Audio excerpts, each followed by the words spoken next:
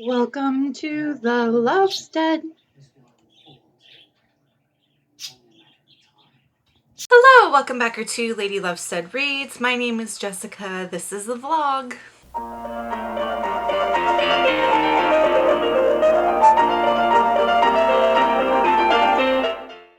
It's a Tuesday, but it feels like a Monday. I had yesterday off work for the Martin Luther King Jr. holiday. And let's talk about what I'm reading. On audiobook, I picked up The Paris Apartment by Lucy Foley. This is the same author that wrote The Guest List.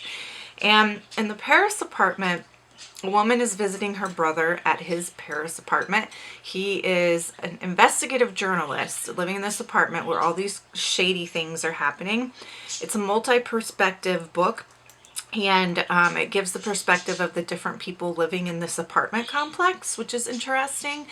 And her brother, Jason, I believe his name is, or Ben. Her brother's name is Ben. Ben has gone missing. And so she's trying to figure out where he is. She's found some weird, suspicious things in his apartment that indicate possible foul play.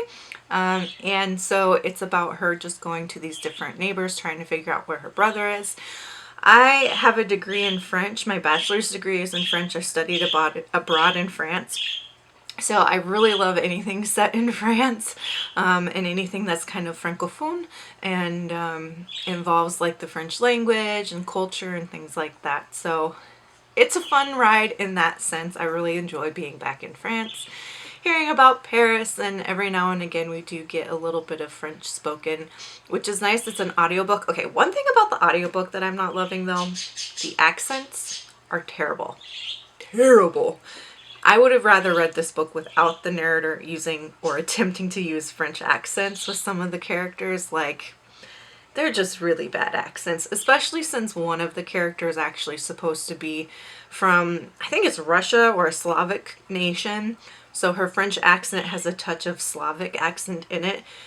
And this narrator can't do it. Like, they just can't do it. They're not pulling it off. So I would rather them just read it without any kind of accent than do it as poorly as they're doing it. But it's not hugely affecting my reading experience because I am still really enjoying it. It's a very vanilla thriller. It's very not anything particularly like new or different. Very run-of-the-mill. It feels like a mass market thriller. Yeah, I mean, I'm not super impressed by it so far. It's like a 3-star read where it's a good time pass, but it's not anything that I will probably remember much of, a year from now. So that's what I'm reading on audiobook. I'm about halfway through. Who knows? Maybe there will be a twist that will really change things and it'll end up being a 5-star. We shall see. The physical book I'm reading is The Silent Girl by Tess Gerritsen. This is book 9 in the Rizzoli and Isles series. This is a series, mystery thriller, police procedural kind of a series. It's one of my favorite series of all time, and this is actually a reread. I've been rereading the entire series because the new book came out this year, or at the end of last year actually, and so I wanted to reread them all before I read the newest one. And I'm probably going to reread them all every year just because it's absolutely one of my favorites on planet Earth. And like, as soon as I went back into this world after being away for a while, it was just like a sigh of relief. It just is so, I don't know, it's so important to me. This book in this series is one of the series that got me back into reading after like years of major depression. So like about 2012 or 13 is when I discovered this series. Well, I actually discovered Tess Gerritsen. So the first Tess Gerritsen I ever read was The Bone Garden, and I just ate it up. I loved it. And so then I read the Rizzoli and Isles series, and truly I can credit this series for getting me back into reading at the level that I read now, because after grad school I kind of had stepped away from reading, just because grad school will really burn you out when it comes to reading. And I finally like took a break and recovered. And then it was this series that made me fall in love with books again. So I'm rereading this This is about a young girl whose parents die, and she's like living on the streets, and so a woman picks her up. They're both Chinese American, I believe, and this woman is like a martial artist, like hardcore, super good at martial arts, can kick anyone's you know what. And so she picks this girl up and takes her back to Boston with her, which is where Mora and Rizzoli are located. This series is set in Boston. This is the series that the TV show is based on, but I've heard that the TV show is really different. I haven't watched it because I just don't need to. Like, I love the books enough. I don't want to watch the series and have it be like disappointing. So anyway, she picks the girl up, takes her back to Boston, and now there's been like a gruesome murder in the Chinatown part of Boston, so they're investigating it. That's where we're at so far with this story. The main characters in this are Maura Isles, who is a forensic pathologist, and then Jane Rizzoli, who is a police detective. And so it rotates between their two perspectives, third person limited perspectives, and the killers and the martial artist perspective. So there's multiple points of view in this. And what I love about this series is that Tess Gerritsen is actually a doctor. She has a medical degree from, I believe it's Stanford. And so her medical knowledge adds so much to these books. Like, you can just, it just makes so much sense when she actually goes through like the forensic pathology of each case. And it really adds like a high level of creativity, because I feel like since she is a doctor, she's able to come up with ideas for things that maybe someone without that background and that experience would be able to. So I love these books so, so much. I'm on page 30 because I started it late last night. Yeah, I'm going to enjoy this reread. Oh, and Tess Gerritsen is a BIPOC author. There's her photo. I just love her. I love her so, so much. We are supposed to get a snowstorm, so I'm going to head out and get the horses all tended to, and then go to the library because I have plenty of groceries, milk, bread, etc. But if I'm gonna get snowed in, we need some more books, naturally. Oh, one of the baby horses that I get paid to take care of out at the barn has been completely bonkers lately. Bucking, kicking, biting, rearing, ready for the rodeo. So let's all pray to the Lord above that he's on his best dang behavior today and that I don't get killed.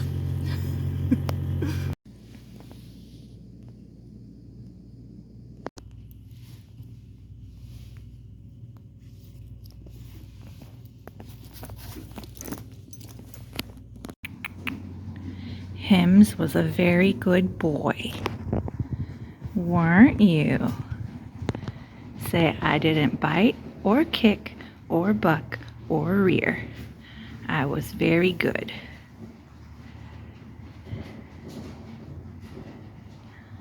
Hi, buddy. You want to say hi? Hey, bud. Good boy. Good boy. Yeah. Good boy, little baby. You're so handsome. Hi, BookTube. It is Wednesday. That was really dorky. I'm so sorry. I've been watching Wednesday on Netflix. So far, I'm really enjoying it. I have heard people talk about how Wednesday's character is coded for autism. Do you agree with that? I don't know if I do. I do think, like, she has some pretty severe social deficits, right? But to me, she seems normal. But maybe that's because I am on the spectrum. I don't know. Do you think Wednesday is on the autism spectrum? Let's chat about it down below. I think that's an interesting analysis of her character. I'm on my dinner break before I teach class, indulging in some chocolate. And I thought I would do a library haul from yesterday. As you'll see from this haul, I'm very much in a manga and graphic novel mood. In fact, I might read next book 3 in the Strangers in Paradise series by Terry Moore. This is a fantastic series, basically like an action graphic novel series about these two women that are in love, and it's very like woman-centered and feminist and really interesting. There's mafia involved and all of that, but it's very difficult to find. It's really hard to get a hold of this. It was published by Abstract Studio. I don't know if that studio even exists anymore. I know comic book stores will commonly have it, so I recommend this to you if you can find it. It is difficult to find. I have all of the books in this series, thank goodness. So I might pick up book 3. I've read them all. This is a reread. Anyway, that's my own book. I own this one. But from the library, I got Mooncakes. I couldn't tell if this was the first book in the Mooncakes series or if it's just a bind-up of all of them. I don't know what Mooncakes is about. I don't really know what any of these are fully about, other than they've come highly recommended by booktubers. This looks cute. It looks like it's witchy, and it is by Wendy Zhu, Suzanne Walker, and Jomette Gill. I got edition or volume. They're volumes. Volume 1 and 2 of the Spy Family manga by Tatsuya Endo. Got volume 14, 15, and 16 of The Promised Neverland. But you know, now that I'm looking at these, I might have read them already. I couldn't remember where I had left off on the series. But this is about an orphanage, and the orphanage is not what it seems. So the kiddos try to basically break free, and they enter this magical area. It's not really a world because it's part of our world. It's really hard to describe. It's a hard one to describe without spoiling it. I absolutely love this. This is like my second favorite manga series of all time. So we'll see. Like I said, I think I might have already read these, but we'll just see. We'll see. I got volume 1 and 2 of One Piece by Ichiro Oda. And this is a series that I know Gavin from How to Train Your Gavin is really obsessed with right now. I've never read any, so I'll give it a go. From what I can tell, it appears to be about pirates. I don't know. I don't know what this is about. I got the complete collection, volume 1 through something, of Orange by Ichigo Takano. All I know about this one is that it's a story about mental health struggles, and Chloe from Chloe Bunny really loves it. Neverseen. I've been reading this all month, and I'm actually on page, like, what page am I on? Goodreads. Let's see. I'm on page 204, and I think what I'm going to do is start doing every other day reading this book. So I've got like my regular weekly books that I read, and then I'm going to do every other day reading a chunk of this, which means that today I'll be reading a chunk of it. I cheated the system with this library haul. My library has multiple copies of this book, and the one that I had checked out reached its renewal limit, so I returned it and then just checked out another copy that they had. So it's, you know, the same book. We're just going to keep on slugging along. So Neverseen is the 4th book in the Keeper of the Lost Cities series, which I am having such a good time with. This is about, her name is Sophie. Yeah, I always forget her name. I want to call her something different. I don't know why, but Sophie, and she finds out that she's an elf. She gets whisked away to this alternate universe called the Lost Cities. There's a big bad guy that she's trying to figure out and fight. It's kind of an epic middle grade fantasy, and it's so good. Like, I'm enjoying it so much. So page 204, I should put my bookmark in here. Get back on track with this one tonight. I'm loving it. A lot of people I know that read this series DNF'd the series at this book. So I'm interested in kind of seeing like why that happened, because so far I'm really liking it. But it's long. It's like 700, almost 800 pages, 700 pages. So it's a chunky book. And then lastly, I got Tomie by Junji Ito. I don't know anything about it or what it's about. I think it's a ghost story. A femme fatale with long black hair and a beauty mark just under her left eye. She can seduce nearly any man and drive them to murder as well, even though the victim is often Tomie herself. While the one lover seeks to keep her for himself, another grows terrified of the immortal succubus. Okay, she's a demon. She's a succubus, which is like a demon ghost thing, I think. I don't know.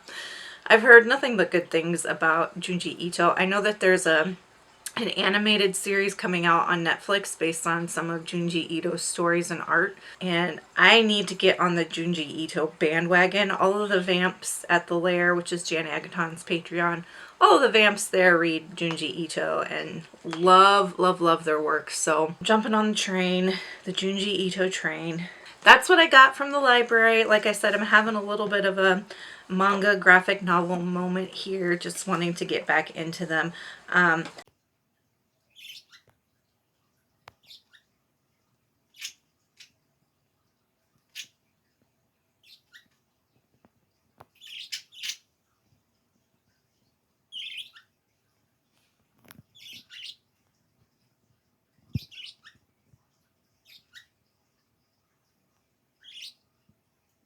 Hello BookTube. I come to you with reading updates and general chatter.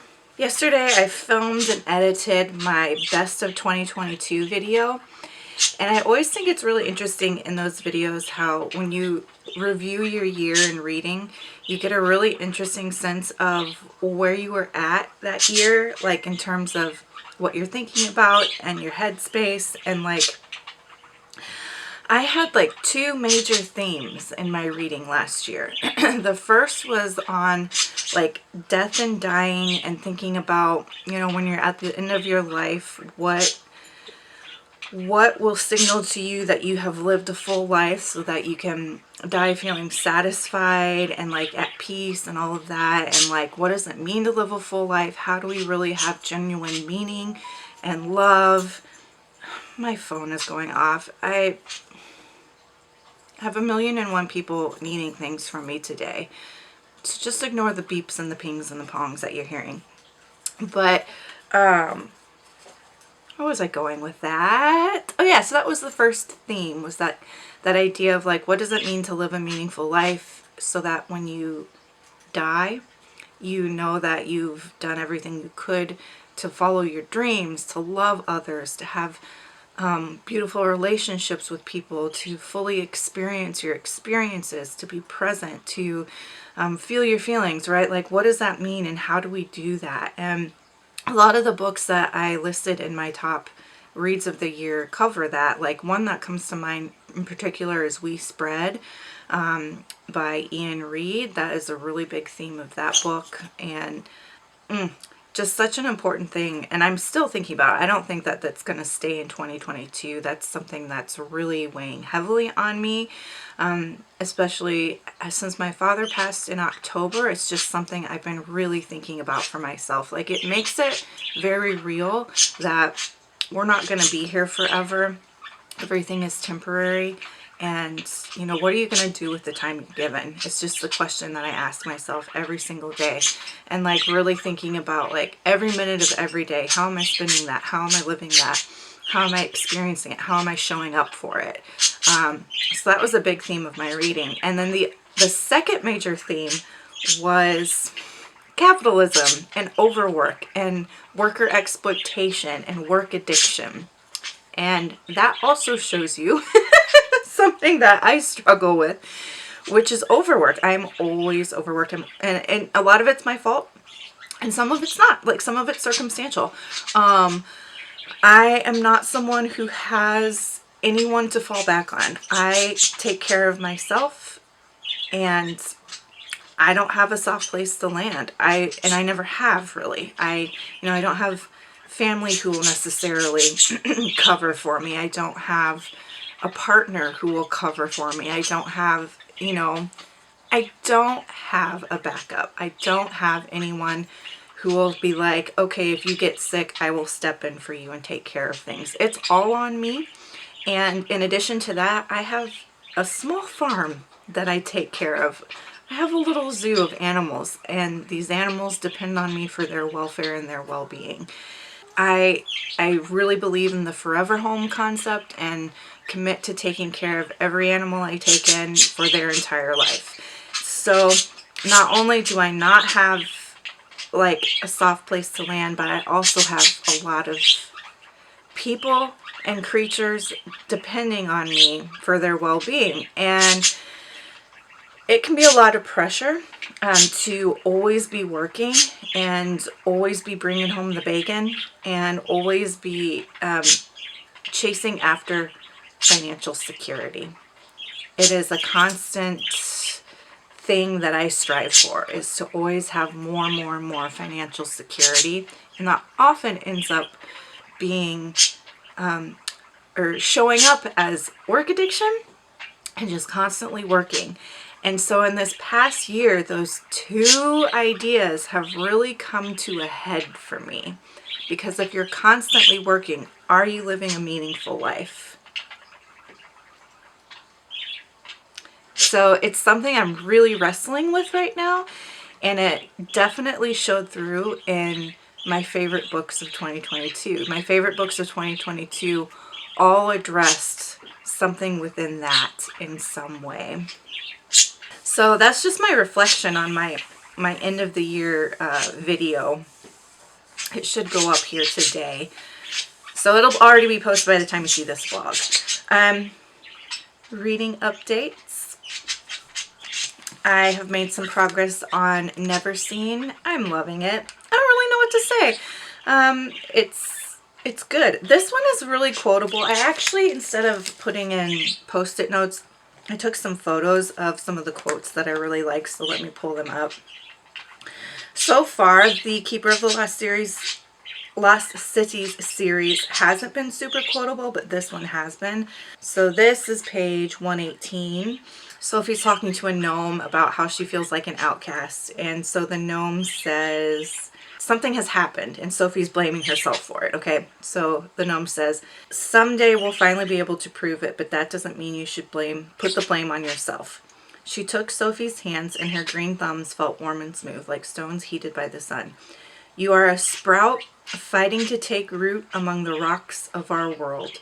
It's going to cause a few cracks, but that is the only way for you to grow strong. Love that. And then another quote that I really liked from it, there's a part where Della, who is Fitz's mom, is talking to Sophie about who they can and can't trust within the Black Swan rebel group.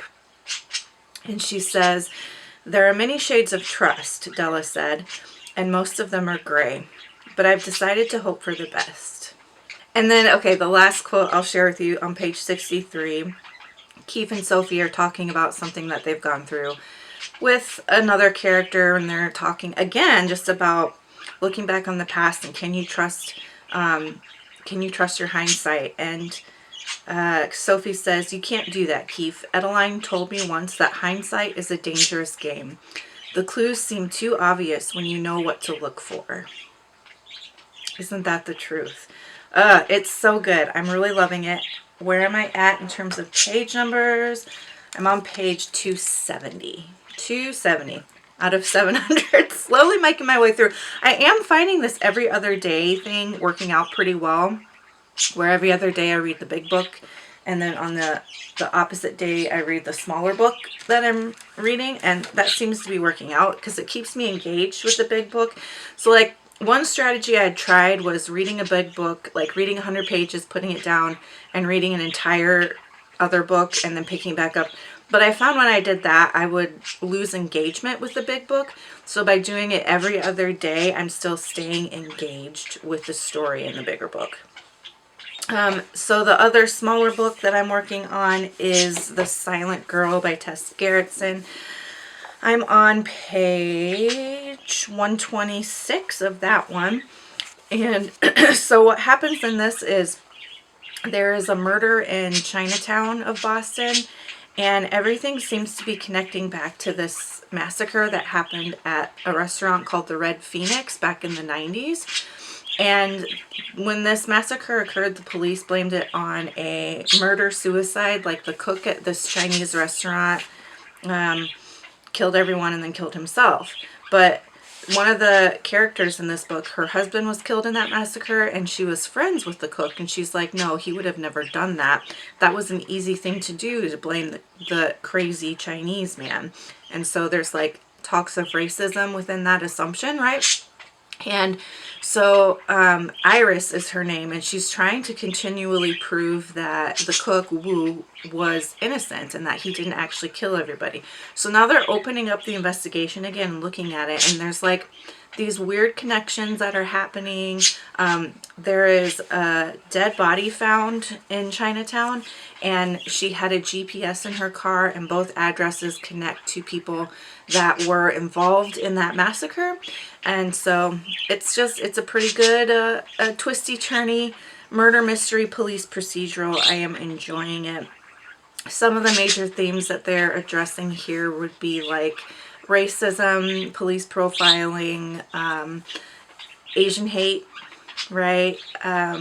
Stereotyping martial arts as like mystical.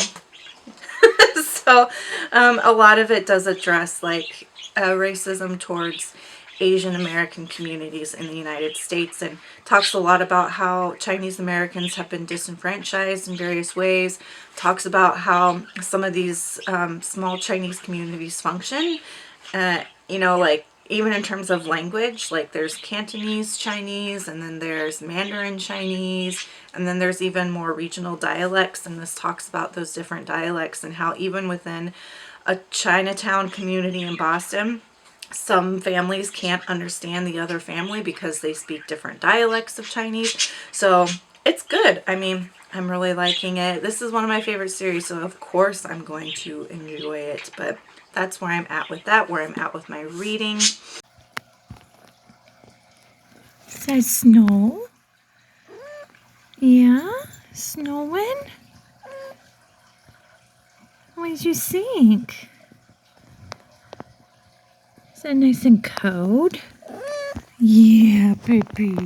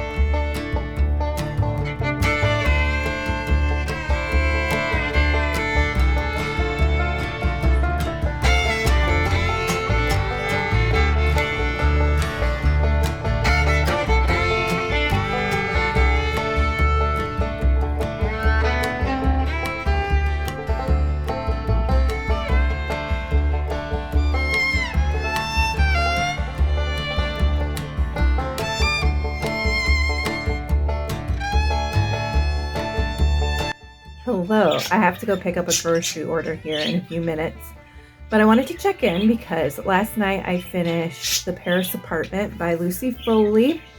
I gave it 3 stars. Trying to think, were there any twists that I didn't see coming? No, I pretty much predicted all the twists, which, that's okay. It's okay to have a fairly vanilla thriller every now and again as the time passed. So it was a 3-star read.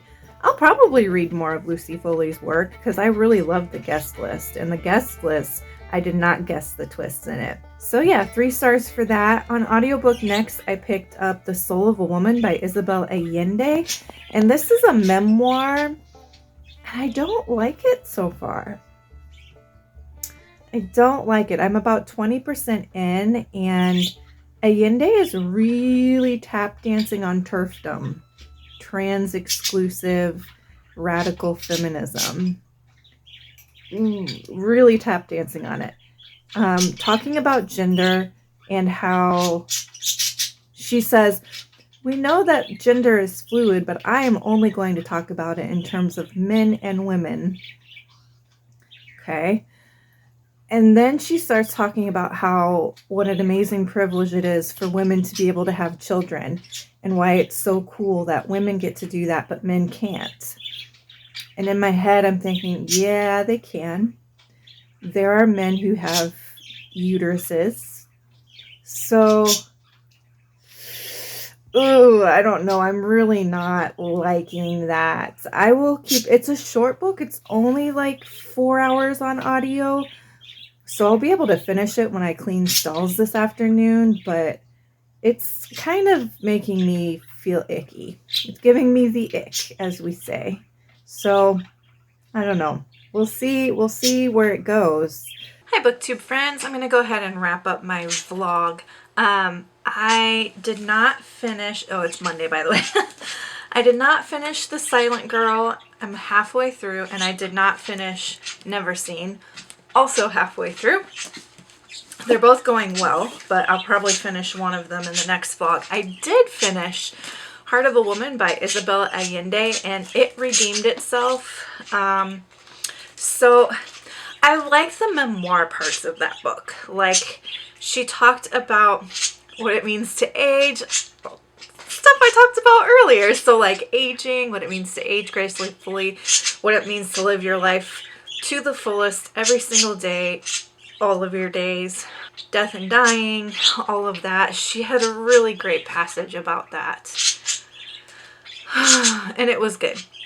So I really like the memoir parts of this book, and I feel like it would have been better if she just stuck with memoir instead of trying to also do cultural analysis. The cultural analysis wasn't good. It was like very second wave feminism, and it was tap dancing on turfdom. I don't think that she's a TERF. I think she's just very second wave, and second wave is close to being trans exclusionary. It's not entirely, but it's close to it, and it's very much like looks at gender on a binary. And I think that's just the biggest issue with her critique, is it's very outdated. And I mean, it's just research that other books have done a lot better. So I think that that could have been completely left out of this to make it a really well written piece, like to make it a really good book. Like, I would have loved it if it was more memoir, like if it was her life and her experience, and had she really leaned into that, I think it would have been an outstanding read. But the attempt at cultural analysis just didn't enjoy it. So that book got 3 stars, and that was my reading week. So I'll go ahead and wrap up this vlog now. We had Chinese New Year this week, and a lot of what I'm reading right now deals with Chinese history and cultures and Chinese American history and cultures, which is a happy accident. January seems to really be focusing on Chinese American history and culture, which, like I said, happy accident. I didn't plan it that way. Since we had Chinese Lunar New Year this week, go ahead and leave me any kind of red emoji, whether it's like the red heart or the red flower or whatever you want to do. Just something red, since red is an important color for that holiday. And until next time, make sure that you continue to read good books, drink good coffee, take care of yourselves and each other. Bye!